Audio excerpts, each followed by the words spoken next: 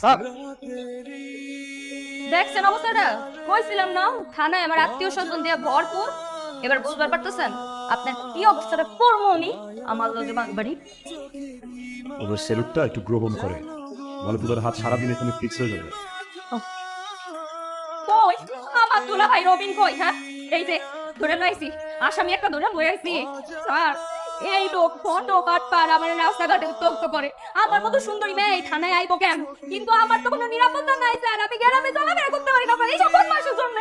কি আমাদের এলাকায় গুন্ডামি গুন্ডামি ছুটাই দেবো না, ডান নামের ঠান্ডা করে দেবো। কই আসামি কই? এটা ইনি আসামি?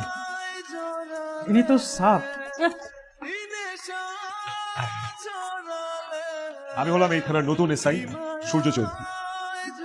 Sir complaint? এটা কি আমার কি স্যার? এটা কি আমার সাথে যাই স্যার? এটা খায় না মাথায় দেয়?